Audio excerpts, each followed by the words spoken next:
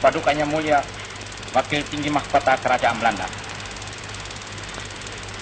Oleh Paduka Yang Mulia Presiden Republik Indonesia Serikat telah dibentuk sebuah deputasi untuk menerima atas nama dan untuk pemerintah Republik Indonesia Serikat, pemerintahan umum sipil dan militer di seluruh Indonesia yang akan diserahkan oleh Paduka Yang Mulia kepada pemerintah Republik Indonesia Serikat pada hari ini.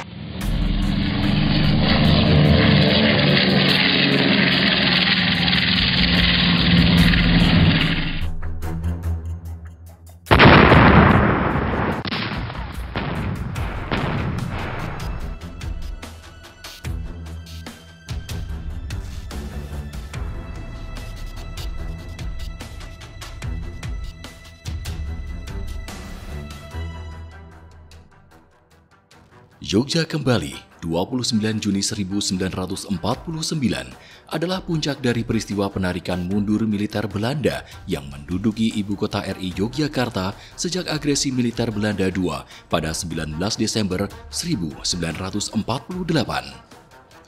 Penarikan mundur militer Belanda ini merupakan dampak berkelanjutan dari keberhasilan serangan umum 1 Maret 1949 yang membuahkan dukungan internasional atas kedaulatan Republik Indonesia dan memaksa Belanda menghentikan pendudukannya di Indonesia.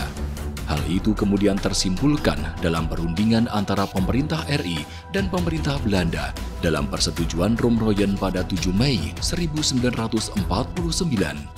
Mundurnya militer Belanda dilakukan bertahap, mulai tanggal 24 Juni hingga 29 Juni 1949 dan diawasi langsung oleh badan bentukan PBB, yaitu United Nations Commission on Indonesia atau UNCI. Penarikan mundur militer Belanda memiliki makna sangat penting, yakni kembalinya ibu kota RI Yogyakarta ke pangkuan Negara Kesatuan Republik Indonesia. Peristiwa Yogyakarta Kembali menjadi rangkaian yang tidak dipisahkan yang turut menopang tegaknya eksistensi RI sebagai negara merdeka dan berdaulat penuh.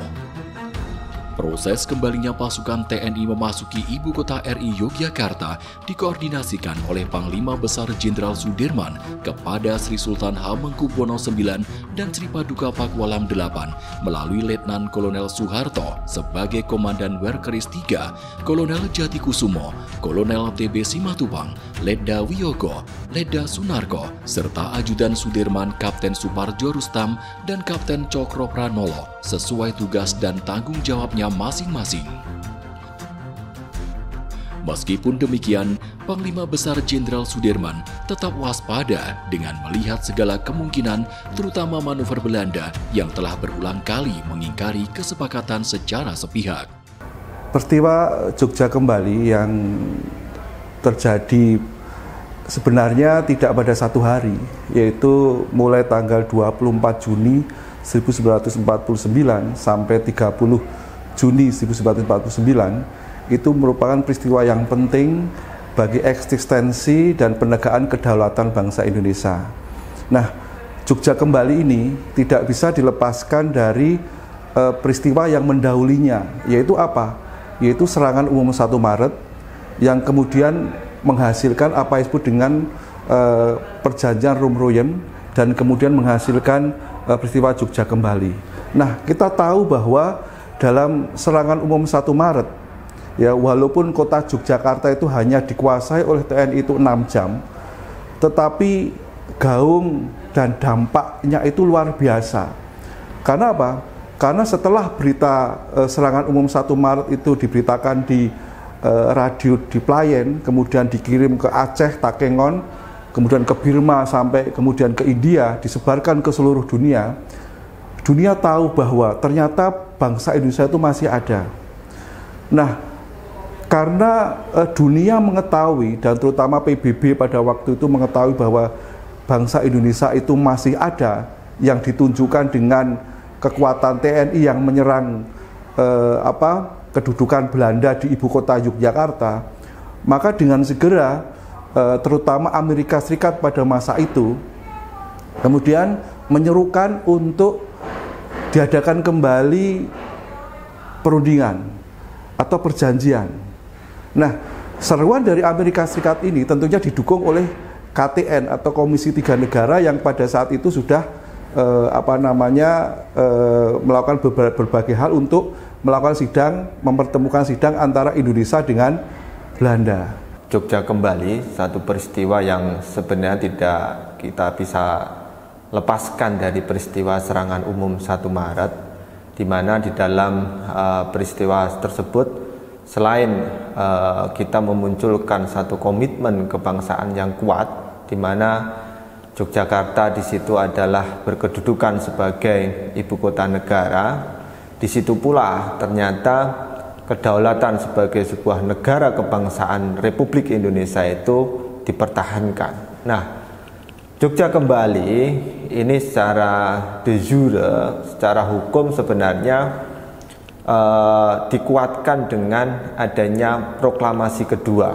Secara de jure bicara tentang aspek hukum, tentu lebih pada aspek hukum internasional. Proses penarikan mundur dikawal sepenuh-penuhnya oleh Sri Sultan Hamengkubuwono IX.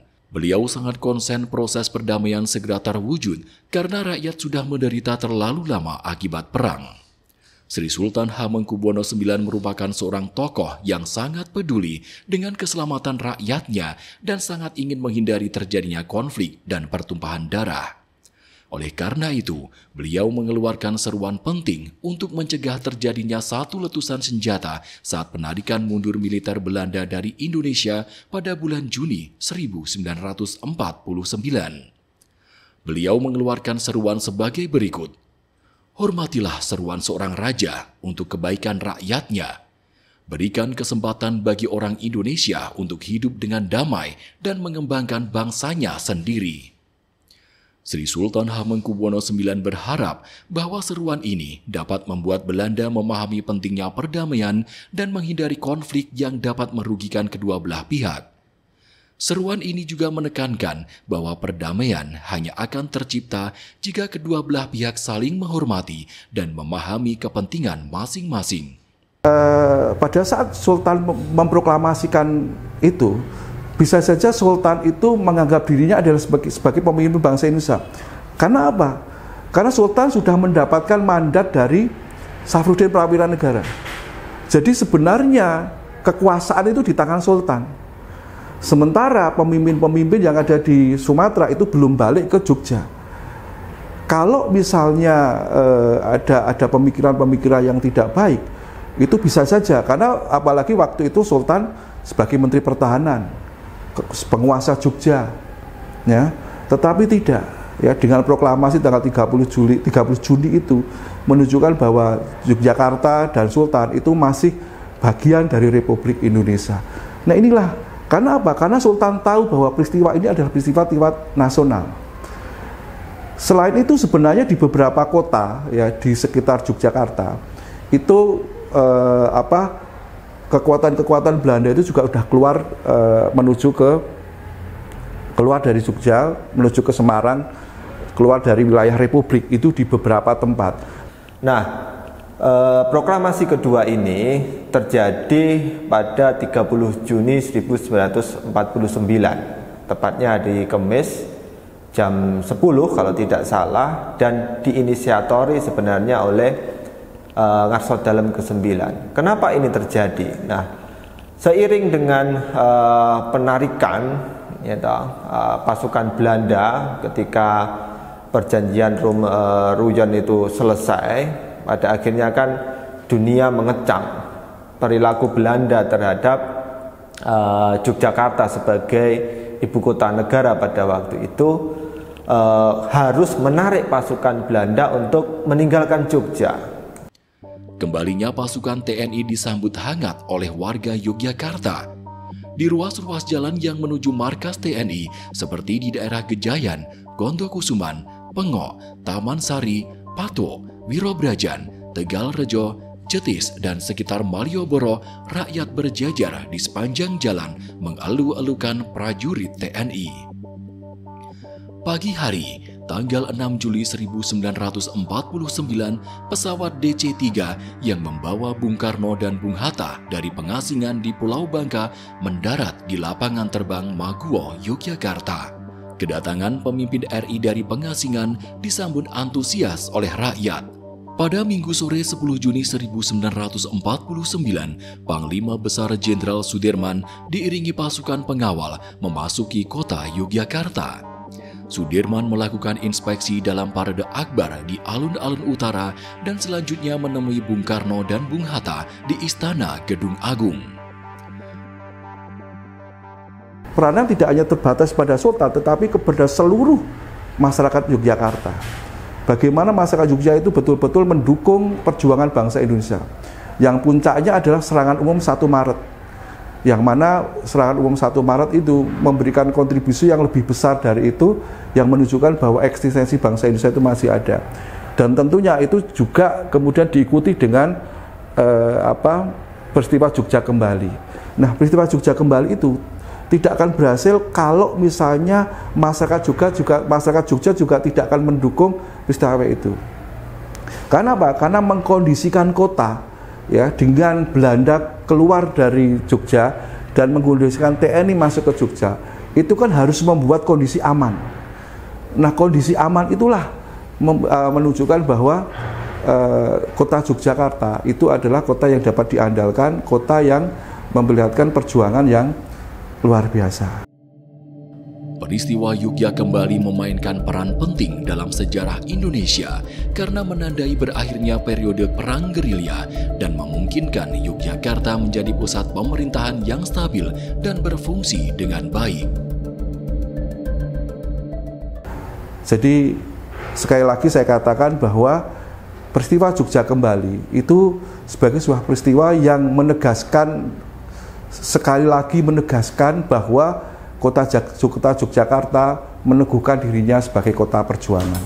Kontribusi secara nasional kaitannya dengan Jogja Kembali, maka di situ pula sebenarnya harus diperingati secara nasional. Maka kehadiran peristiwa Jogja Kembali ini sebenarnya memberikan kembali bukti bahwa Republik Indonesia masih ada dan pemerintahan masih berjalan di Yogyakarta, dan Jogja masih ibu kotanya, dan dunia internasional harus mengakui bahwa kemerdekaan Indonesia harus tetap ada dan segera untuk diakui sebagai negara yang berdaulat.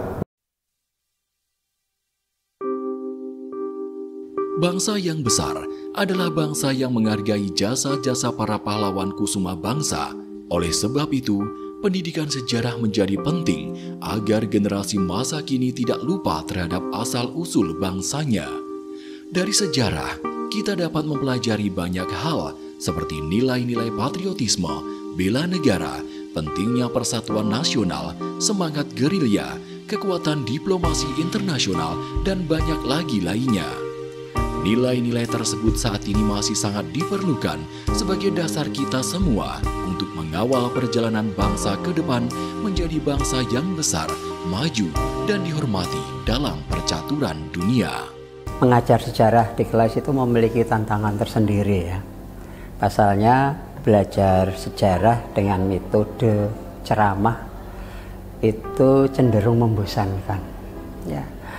Tetapi hal yang bisa kita hindari banyak sebenarnya, ada beberapa metode dan ini sudah saya terapkan di SMA 1 ya, yaitu belajar sejarah yang menyenangkan. Seperti misalnya yang pertama adalah diskusi kelompok ya, diskusi kelompok, kemudian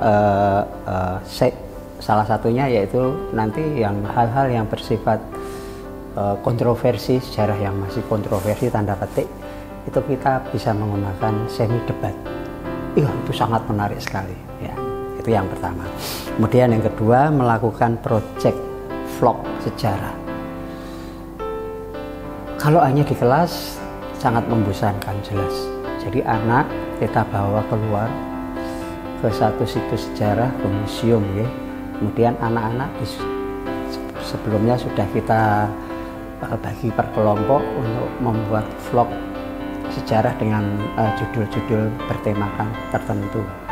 Satu kelompok misalnya 4-5 orang. Ya. Itu. Kemudian yang ketiga, ini yang banyak sekali yang diminati oleh siswa, itu menonton film bertemakan sejarah. Ya. Kalau di sejarah peminatan itu, apalagi yang di IPS ya, itu sejarah itu waktunya lama, 2 wajib, 4 peminatan, sehingga kita bisa banyak waktu untuk mencari film-film yang bertemakan sejarah, dan ini siswa sangat senang sekali.